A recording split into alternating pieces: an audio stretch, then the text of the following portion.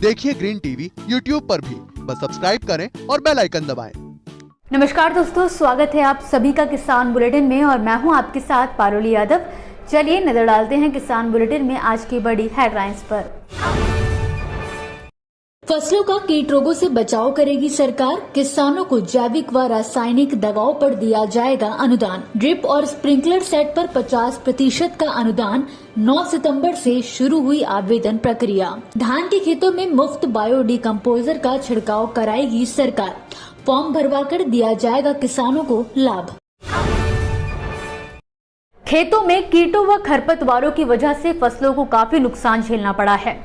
दरअसल कीट रोग के कारण फसलों के उत्पादन में 10 से 20% तक की कमी आ जाती है। ऐसे में फसलों को नुकसान से बचाने के लिए किसान इन पर कई कीटनाशकों व रसायनों का छिड़काव करते हैं, मगर इसकी वजह से उनकी लागत में बढ़ोतरी हो जाती है।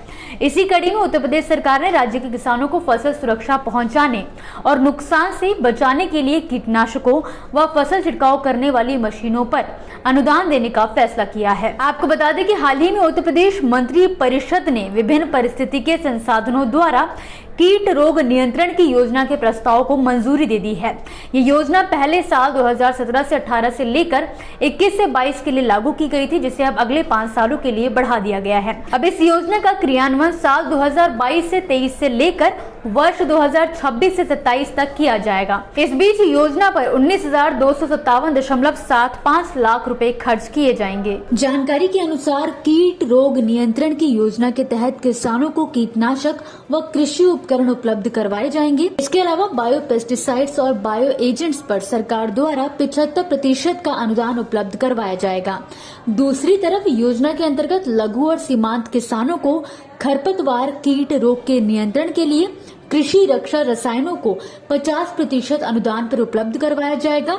वर्ष 2022 से 23 के लिए किसानों को 1.95 लाख हेक्टेयर भूमि क्षेत्रफल के लिए अनुदान पर कृषि रक्षा रसायन उपलब्ध करवाए जाएंगे। इन रसायनों को फसलों पर छिड़काव के लिए नैपसेक स्प्रेयर, पावर स्प्रेयर आदि कृषि यंत्रों पर भी 50% की अनुदान राशि उपलब्ध करवाई जाएगी। पानी की कमी को समझते हुए लगभग सभी राज्य सरकारों द्वारा तरह तरह की योजनाओं को चलाया जा रहा है, जिनमें सूक्ष्म सिंचाई को बढ़ावा देने के लिए अनुदान व प्रोत्साहन राशि देना शामिल है। इसी कड़ी में केंद्र सरकार द्वारा प्रधानमंत्री कुसुम योजना देश भर में चलाई जा रही है, खासकर ऐसे स्थानों पर जहां पर पानी की कमी देखी जा रही है।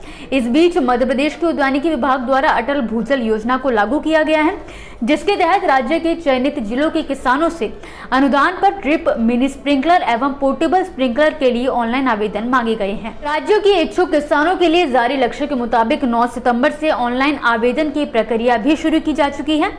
आपको बता दें कि अटल भूजल योजना के तहत वर्ष 2022 से 23 के लिए ड्रिप, मिनी स्प्रिंकलर एवं पोर्टेबल स्प्रिंकलर का आवेदन मध्य प्रदेश के 6 जिलों के 9 विकास खंडों के लिए शुरू किया जा रहा है। योजना के अंतर्गत सागर जिले के सागर विकास खंड, दमोह जिले के पथरिया विकास खंड, पन्ना जिले के अजयगढ़ विकास खंड, छतरपुर जिले के छतरपुर और नौगांव राजनगर विकास खंड, टीकमगढ़ जिले के बलदेवगढ़ पलेरा विकासखंड और निवाड़ी जिले के निवाड़ी विकासखंड के किसान ऑनलाइन आवेदन कर योजना का लाभ ले सकते हैं।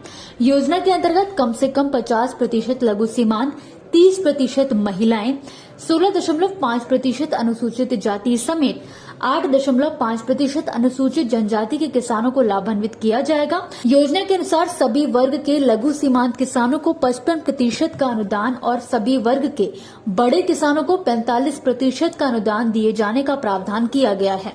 इसके अलावा योजना के बारे में ज्यादा जानकारी पाने के लिए आप चाहें तो उद्यानिकी विभाग की वेबसाइट पर जाकर देख सकते हैं। दिल्ली व दिल्ली से सटे शहरों में सर्दियां शुरू होते ही कोहरे का प्रकोप बढ़ जाता है, जिसे अक्सर कोहरा नहीं बल्कि धान की पराली का धुआं भी कहा जाता है। जैसा कि अब सर्दियां नजदीक ही हैं, ऐसे में एक बार फिर से प्रदूषण को लेकर राज्य सरकारें चिंतित हैं और लगातार किसानों से पराली न जलाने की अपील भी की जा रही है। इसी कड़ी में दिल्ली की आम आदमी पार्टी सरकार ने प्रदूषण की रोकथाम के लिए नई योजना शुरू की है, जिसके मुताबिक दिल्ली सरकार द्वारा प्रदेश में होने वाली धान की खेतों की कटाई के बाद खेतों में बायो डिकम्पोजर का निःशुल्क छिड़काव कराने की तैयारी की जा रही है। दरअसल दिल्ली के कुछ इलाकों में धान की खेती की जाती है और उसकी कटाई के बाद पराली को जला दिया जाता है, जिसे ध्यान में रखते हुए इस साल दिल्ली सरकार ने फैसला लिया है कि पराली को गलाने के लिए खेतों में बायो डिकम्पोजर का निःशुल्क छिड़काव किया जाएगा। पर्यावरण मंत्री गोपाल राय ने 8 सितंबर को बायो डिकम्पोजर के छिड़काव को लेकर विकास विभाग, राजस्व विभाग और भारतीय कृषि अनुसंधान संस्थान पूसा के उच्च अधिकारियों के साथ संयुक्त बैठक की है, जिसके बाद उन्होंने बताया कि दिल्ली के अंदर बासमती और गैर बासमती धान के सभी खेतों में सरकार द्वारा निःशुल्क बायो डिकम्पोजर का छिड़काव किया जाएगा। इस प्रक्रिया को लेकर जल्द ही किसानों से फॉर्म भी भरवाए जाएंगे और दिल्ली सचिवालय में ट्रेनिंग प्रोग्राम का भी आयोजन किया जाएगा।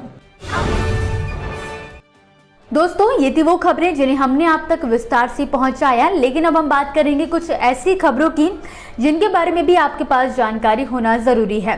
तो चलिए फटाफट से एक नजर डालते हैं खेती किसानी और कृषि क्षेत्र से जुड़ी आज की छोटी बड़ी अपडेट्स पर।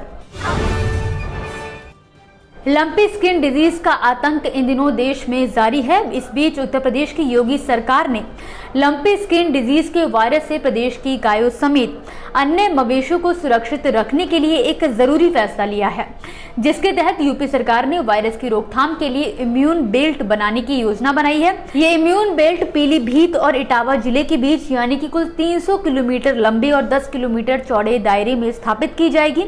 ये इम्यून बेल्ट प्रदेश के 5 जिलों और 23 ब्लॉकों से होकर गुजरेगी। इस इम्यून बेल्ट को बनाने के पीछे का मुख्य उद्देश्य कुल मिलाकर वायरस के प्रसार को रोकना है।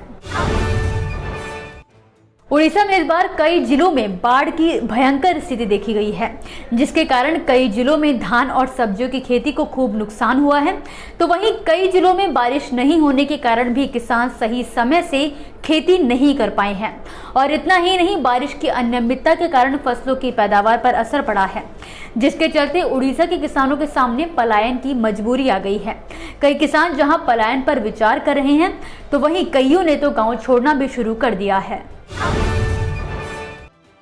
केंद्र सरकार के कॉमर्स मंत्रालय ने बीते रोज चावल के निर्यात पर लगाम लगाने के लिए 2 अहम फैसले लिए हैं, जिसके तहत केंद्र सरकार ने टूटे चावल के निर्यात पर पूरी तरह से प्रतिबंध लगा दिया है, तो वहीं गैर बासमती चावल के निर्यात पर 20% शुल्क लगाया गया है। शुक्रवार को खाद्य एवं आपूर्ति मंत्रालय के सचिव ने टूटे चावल के निर्यात पर प्रतिबंध लगाने की वजह बताई है। उन्होंने स्पष्ट किया कि टूटे चावल के निर्यात में हुई असाधारण बढ़ोतरी को देखते हुए ये फैसला लिया गया है। साल 2022 का खरीफ सीजन खत्म हो चुका है। धान की बुआई का समय पूरी तरह से खत्म हो चुका है, पर हाल ही में जारी किए गए आंकड़ों के मुताबिक धान के रकबे में 20 लाख हेक्टेयर की कमी आई है। इसका सबसे ज्यादा असर झारखंड में पड़ा है। झारखंड में हालात ये हैं कि अधिकांश किसानों ने धान की रोपाई का समय बीत जाने के बाद धान लगाना बंद कर दिया है, क्योंकि किसानों का कहना है कि देरी के कारण धान की पैदावार अब नहीं हो सकेगी। हाल ही में मध्य प्रदेश सरकार ने 11 तरह के कृषि यंत्रों के लिए लक्ष्य जारी किए हैं, जिनमें विनोविंग फेंस, स्वचालित रीपर, पावर टिलर, 8 BHP से ज्यादा shader, mulcher, power weeder, BHP से ज्यादा का इंजन चलित रीपर, कंबाइंडर आदि का नाम शामिल है, जिसके तहत राज्य के इच्छुक किसान जारी लक्ष्य के अनुसार ऑनलाइन आवेदन 8 सितंबर 2022 की दोपहर 12 बजे से शुरू करके 19 सितंबर 2022 तक अपना आवेदन कर सकते हैं। इसी के साथ आज के किसान बुलेटिन की बड़ी खबरों में फिलहाल के लिए बस इतना ही। आप मुझे दीजिए इजाजत और देखते रहिए ग्रीन टीवी। नमस्कार। देखिए ग्रीन टीवी YouTube पर भी, बस सब्सक्राइब करें और बेल आइकन दबाएं।